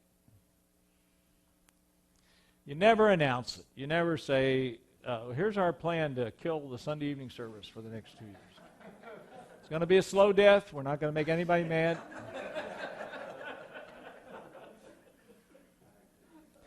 Did I give you this? Ways? Is that what I just gave you? Ways to evaluate? This is the best thing I'll give you. I like to say that about every time we start to get sleepy. Here we go, quickly. 7 different ways to evaluate your church. You ought to do this on staff or on the board, not with the congregation. On people issues, 4 areas: getting them in, receiving them, assimilating them, and training or discipling or employing them. And there's questions there. Do this on staff or at a retreat, or do it with your board if you like. But the first one is pretty important. Do new people come, and what gets them here? Do you know that 80% of the people in an average place, Leith Anderson said it right here, and I've seen it verified many times, several times, not many, that 80% of the people come because they're invited by a friend. That doesn't mean you shouldn't advertise. That kind of, when they invite somebody, oh yeah, I saw your ad in the newspaper, or I got a flyer, or I saw your website. But if 80%, and then Leith added something, I hope several of you were here and wrote it down, 3 reasons they'll invite friends. I've shared this 50 times since then, maybe 40. Number 1, consistency. They know they're going to get the same mood every time, or else they're not going to invite a friend. I didn't invite anybody to my church when I was a kid because some weeks they'd get harangued. Secondly, excellence. You do the best you can. You don't have to have the excellence of some huge orchestra church or song leader or worship leader, but excellence. And third, punctuality. You start on time and you end on time. Okay, this is pretty much our culture of churches, and there are black churches that could care less about the third one, and I understand that. But in most of our constituency, they want to end on time. And when I guest speak, sometimes somebody will say to me, I always say, what time do they walk out of here? Well, 12 o'clock, but you can go till 10 after. You want me to make them mad my first Sunday? Well, the pastor does that sometimes. Do they get mad? Yes. You can say, well, our people don't mind if I go over. That's right, but they're not inviting friends. They want to be at the restaurant before the Baptists. Amen. Receiving them. How are they received? That's easy to evaluate. Assimilating them. Is there a point person for all those assimilation steps? There's a paper on that website for the 5 sections of assimilation. It's at least worth looking at. Training or discipling. Well, that's harder, but the greatest target for ABFs or community groups is the sanctuary. The greatest target for the sanctuary is Christmas and Easter. The greatest target for Christmas and Easter is the community. So you have a different strategy to reach the city, a different strategy to get people from. There ought to be one Sunday a month where all you do is feature groups for 45 seconds in the push, because they're sitting out there, and the national average is that if you can get 50% of your people in groups, you're healthy. The national average is you have 100% of your people at Easter, 70% every Sunday, 50% in a group, and 20% do the work and the offerings. If you're anywhere near all those, you're healthy. That's some of it's sad, but it's the truth. Page 2. Our values. This is a great way to evaluate your church. Take your values, but I bet they come under these 5 categories somehow. It used to be always exaltation, edification, and evangelism. Now it's 3 phrases. All I say is, I'll repeat something that I think you ought to at least think about. It ought to be something everybody can memorize a little bit, or at least the new members. Once every 2 months or so, I don't know when, but every members class, we'd go like this. Ready? I want you to learn it. Ready? Just watch me the first time. Grace, worship, community, mission, integrity. Starts with grace, worship, community, mission. We know who we are. It includes missions, but it's also who we are in this community, everything with integrity. If you can help your new members or even guests see, hey, we know where we're going. We honor the grace of God. We worship Him. We have groups and community and love. Mission, we know where we're going. Integrity. I like it because it has arrows. And you already know it. Ready? Just say them out loud. Not your hands yet. Grace, worship, community, mission, integrity. Ready?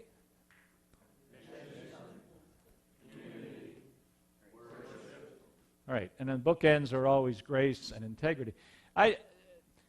You read long mission statements, and all your church needs is a good purpose or mission statement. Same thing. Don't believe Aubrey Malfers, who has about 6 things you should do. He's a wonderful compiler. But something, to make fully devoted followers of Jesus Christ out of something as Willow Creek's. Ours was to glorify Jesus Christ and do what he would do. Something that they at least know you've thought this through, and the values, whatever they are, be able to say them and laugh, or not laugh, but smile at them and get them involved. Because it isn't that they go home and sleep on these, it's that they realize these guys know where we're going. And they have excellent values. And I like the integrity one too.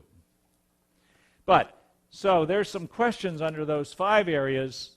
Do that kind of thing. And they're good questions to have you see, is this really happening? Community is an easy one to let slip. In every church in this room, community or mission groups or whatever you want to call them, small groups, in the Bible it's ABFs, Exodus 18. And who's Moses' father-in-law?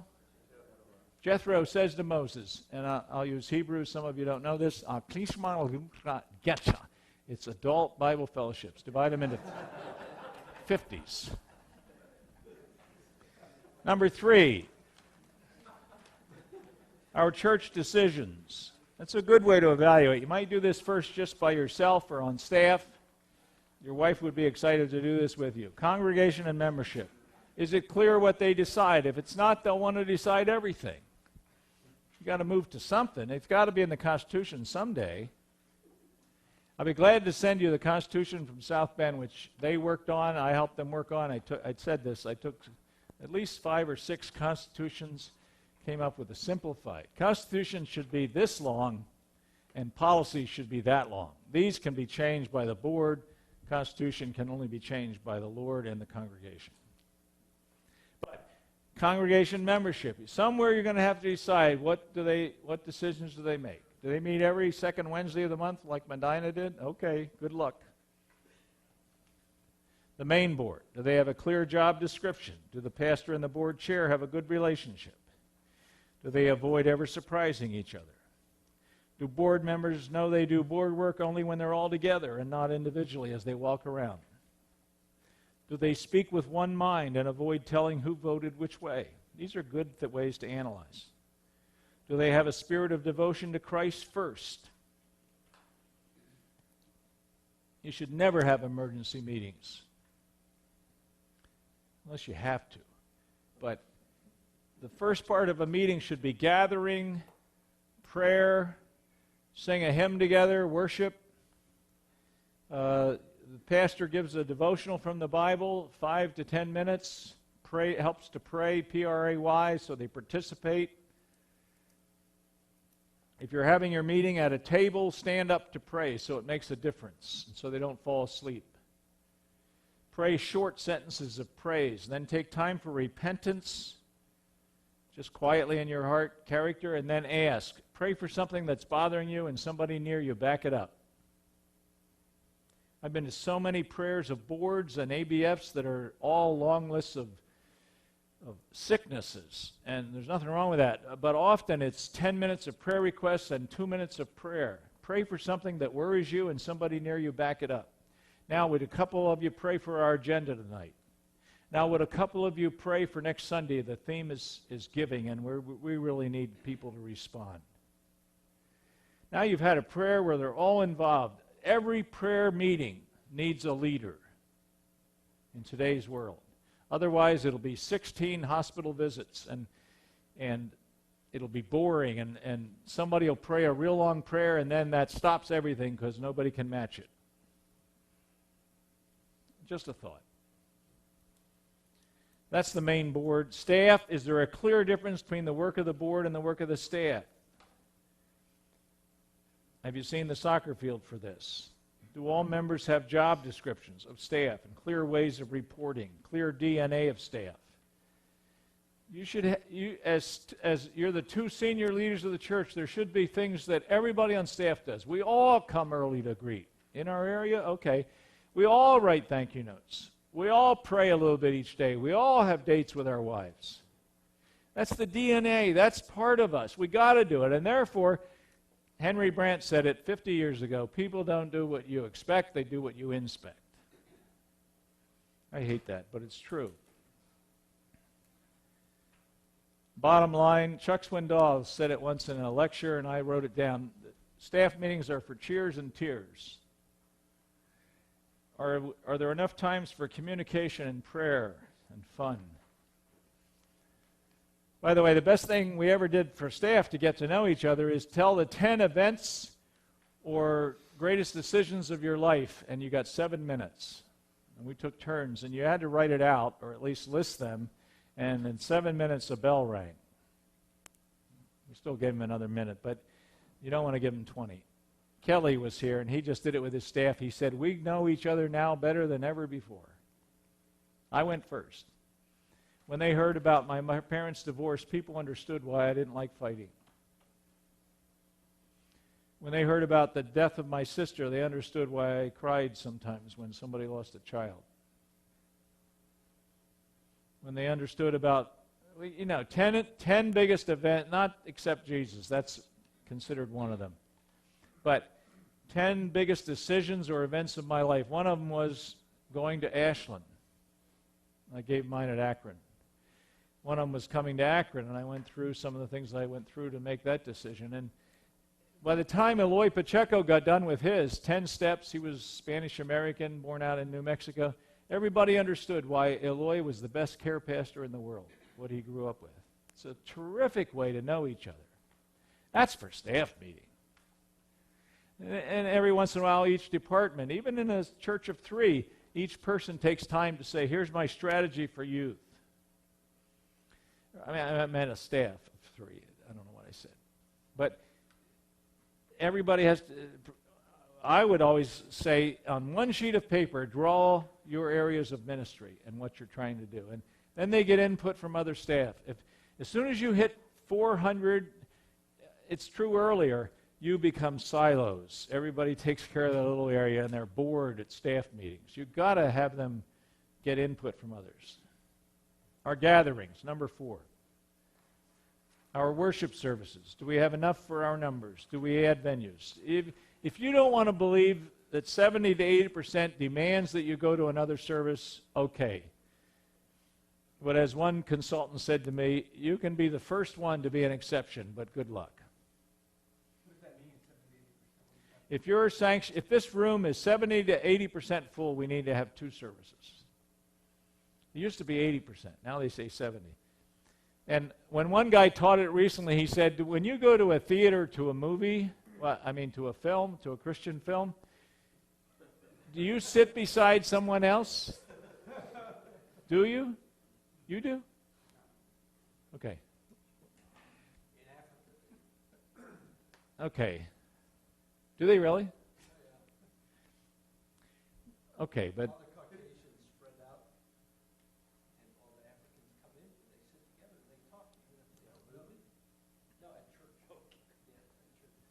interesting. And African American churches do it in America. They have ushers with white gloves that bring them to the front row. Every church I go to, there's people that come early to get their back seat. It's amazing. They do. Michael. Okay, two questions. Some practical ways of going to a second service. We tried it, and it didn't work, but I think I did it poorly. Second one is, do you have anybody in mind that you can read that maybe specializes in this area of starting like a second service? Because we're already there, even though we're a smaller church. I know we need to do something. Talk earlier. Right.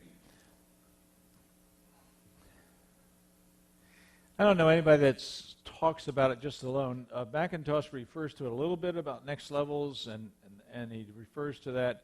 I think at first you and the board have to agree that the 70% is real. You need critical mass. Everybody will use that. You can't have 10 in the room and expect it's going to be a good worship service, you know. I'm afraid it's too long to try to answer.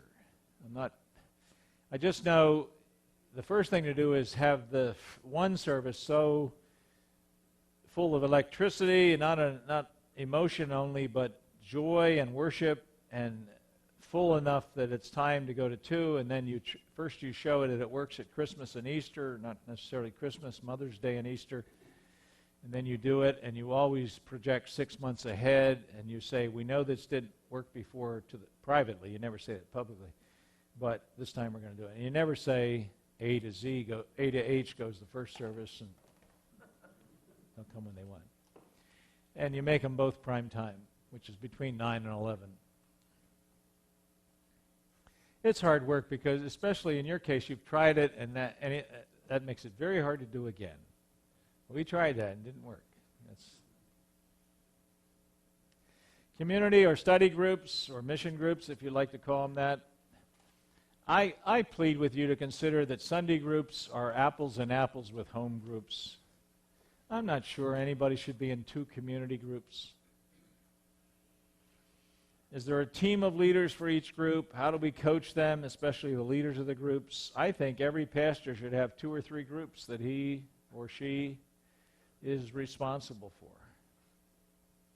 and pastors those people. Discipleship groups, do staff all lead one? You can write your own questions if you don't like these, but evaluate them. Support groups or counseling. Do we help people with special needs? Every church here ought to consider, do you have anything for alcoholics? Do you have anything for pornography? Do you do anything for single moms? There's all kinds of ways to just add ministries. Number 5, a good way to evaluate the church. People, we used to say they vote by their feet and their pocketbooks. That's kind of corny, but it's true. Our giving, our offerings. Do we know how many give regularly? You ought to ask your treasurer that. When I saw how many people, I never saw names. I don't think you should, but some do. When I saw the list of here's the people of the church and how much they give, I realized how many people put in $2 or $5 every week. No name, no envelope, no anything. I asked somebody to study it, our point person for finances, and he found out that if you send envelopes every quarter or every month, they give better than if you send them every year or they have to pick them up. What does that mean? I don't know. We get them now from the church where we're members, and they come every 2 months, 8 envelopes. It's a nice way of saying, here you go.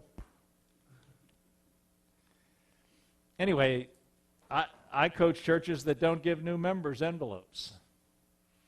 Everybody who studies it says if you have a special Easter project, you have a special envelope for it. Make them write 2 checks. You don't ever say that, but it's just studies that show that if you just add a column, mark something for the Easter fund, they'll give $10, but it'll take it out of missions. But if you have 2 envelopes, they'll probably give to both of them. Yo. What do the studies show on the online giving? Has that been positive? Or? Online giving, he's asking about. I don't know much. We did it, and it helped. There are people that like to give that way. I never did it because I like to put it in the offering plate. That seems corny to some. A lot of churches are doing it. Might as well. I do want to add quickly on that, something you probably need to change is now and then you need to ask for money. There are certain people in your church that people ask, they like one-on-one asking. The Moody guy is going to stop at their home if they're big givers. I'm not a big giver to Moody or other schools. I support Grace and love being an alumnus, but I get letters all the time from a number of organizations because we gave to them once, and your people do too. Outside the walls. Evaluate how much of your money goes outside the walls. Meaning, how are you dealing with your community? I guarantee you got to have not a missions team. They're saltwater doctrine. There are 5 people that care about Central Africa right now, and that's great. But South America, some other place. But you got to have another committee that cares about local missions, because those people, many of them are saltwater. I was for many years. Now I say, if your church doesn't help right where you're located, you should relocate so you can help. There's needs in every community in this room. Just you got to find out what they are. And I don't know what they are. But at Gibson City, I said, well, what's the main need in the area? They said, people out of work. So they started a Saturday workshop for how to do resumes and try to look for jobs. last week I was with a ski retreat. The one thing I still do with Akron, maybe preach once a year, but is go on a ski retreat, which is sort of independent, but it's 20 men that have gone every year, Super Bowl weekend.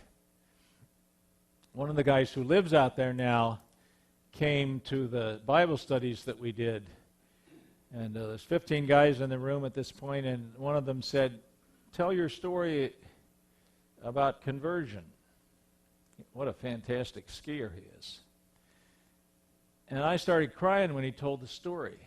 And the guy didn't ask because he knew the story. This guy said, well, he was an alcoholic. He's 72 right now. It was 25 years ago. He came to the chapel, and a guy from the chapel had witnessed to him, and he didn't understand it, and he came and he heard a sermon. He said, "You remember, Knute?" And I didn't, but he said, "You preached a sermon on Romans 7 and how you try and you can't do it, and you concluded with the end of that, 'Who shall deliver me from this bondage of sin and death?'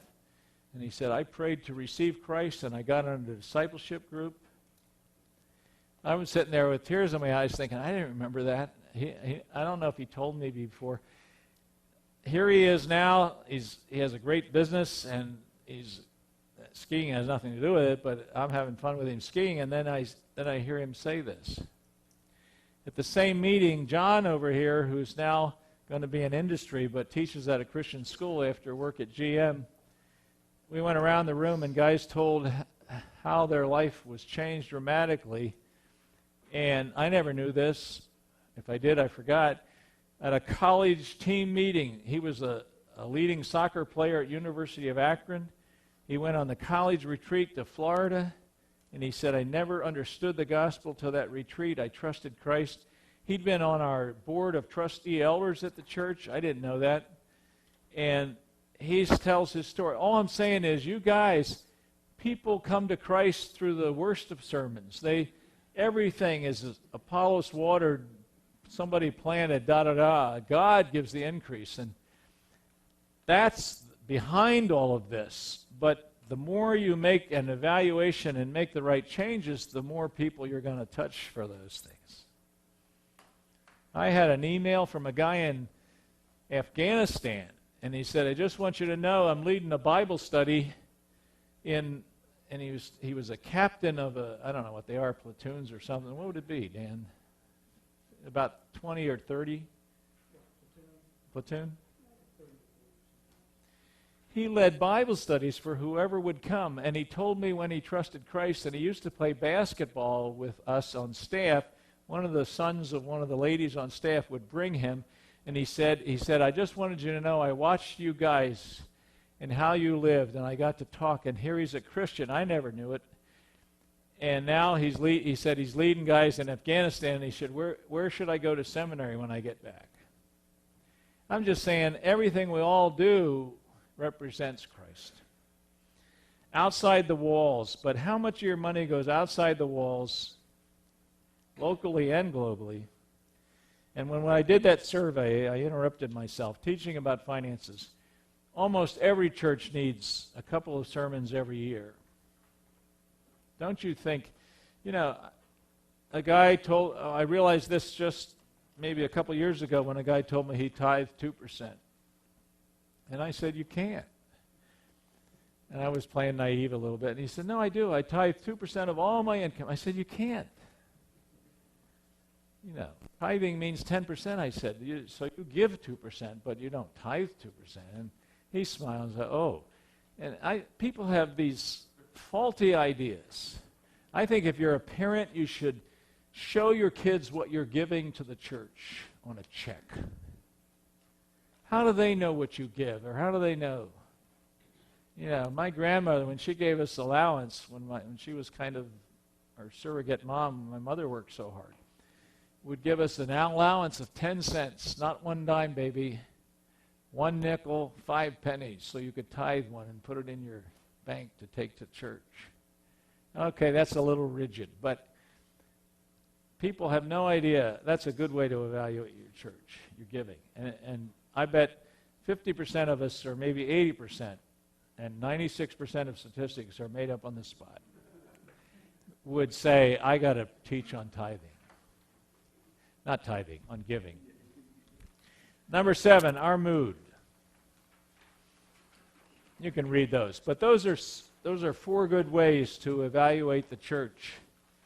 And 7 good ways to evaluate the church, and one at a time.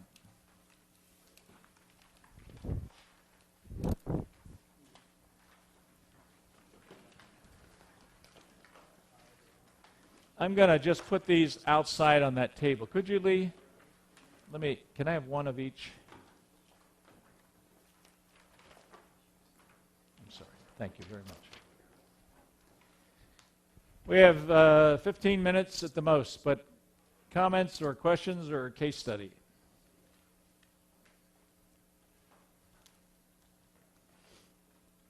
Let me just say, before I forget, we're going to put these out there where those books are.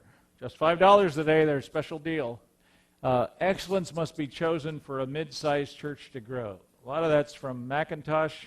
A lot of it's from Common Sense. But it's very important for a church of 200 to 400 especially, but I think the same principles go through staff and board and how you choose excellence. And the other one is a summary of the soccer field. I just wrote the one, Notes on the Soccer Field, but this one is a clear and simple plan for leadership. And that's the kind of thing that would be good to study before you go any direction, both of these. But you're welcome to take them. You're welcome to avoid them. Okay, anything on places we hit or even didn't?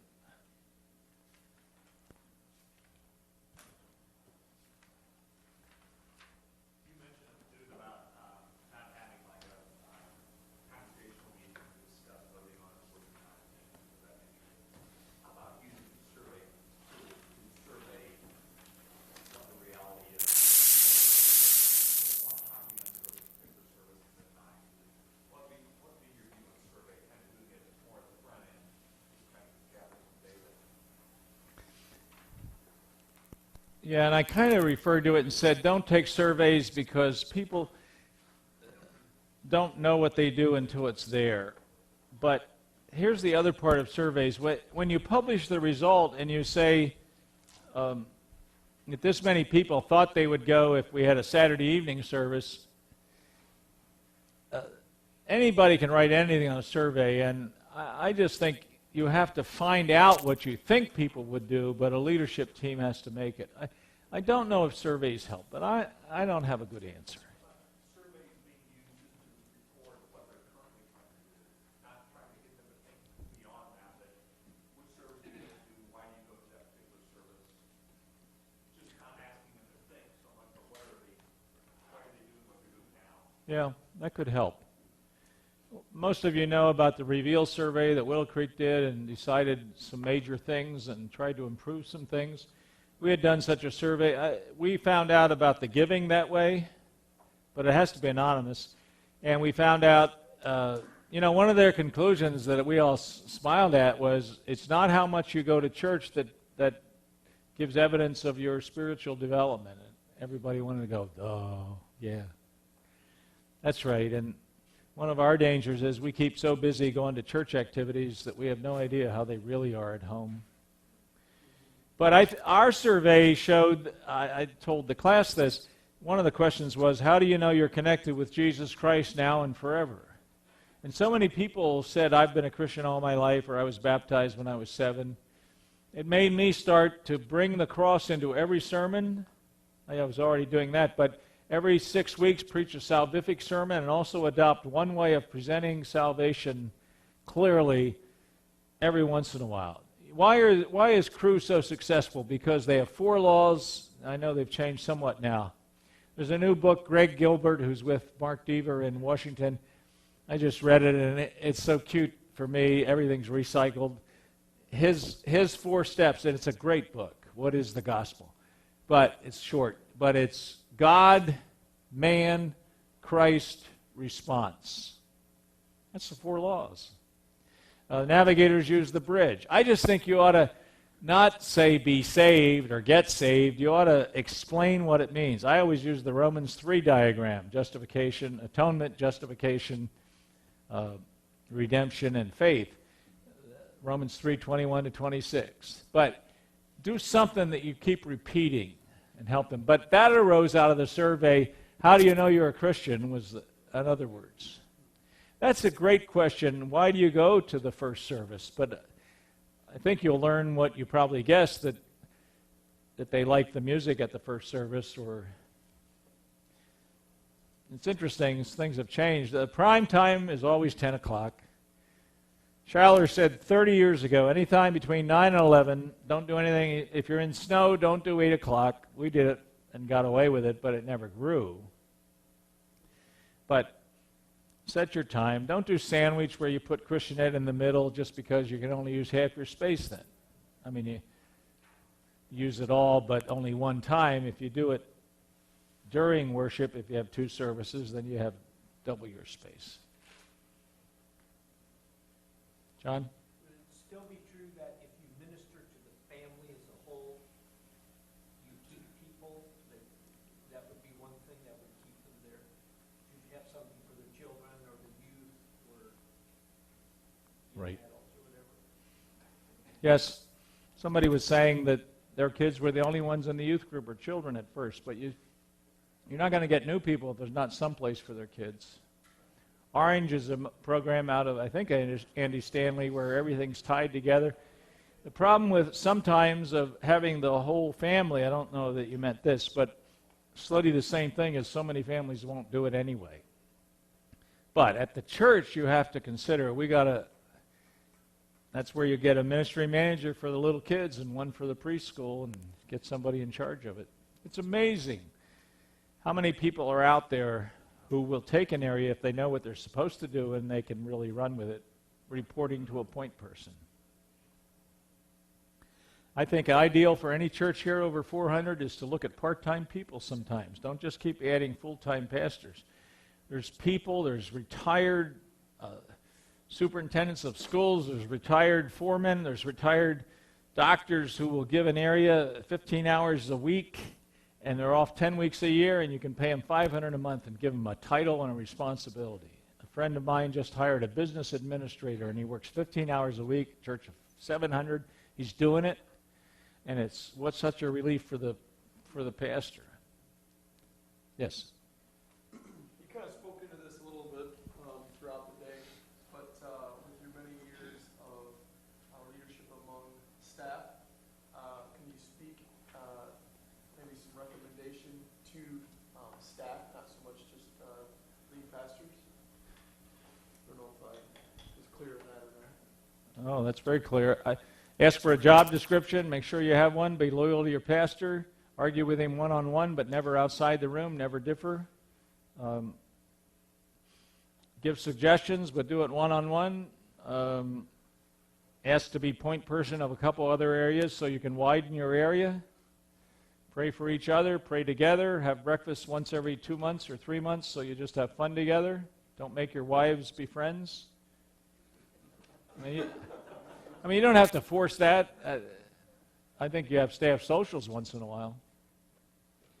I tell frustrated junior pastors, forgive the word, ask for a job description or write your own and say, would this be okay? If they don't have it. And so many of them say, I never meet one-on-one. Just ask for, can I have, and then take the agenda in and file a report. If this, I tell everyone, file a written report even if they don't ask for it, just to show them what you're doing. Show them your master schedule so they know you're working. Call them about every 10 minutes and tell them what you're doing now. You make everybody do that, don't you, Mike? Absolutely. That's what I'm saying. You've been great. Yes? I'm sorry. You're good. Speak towards the 70%. Where did that come out of?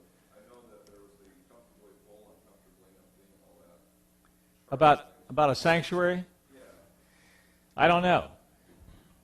Everybody who consults churches says if a church room stays 70 to 80% full, people will stop inviting people and they'll think it's plenty full.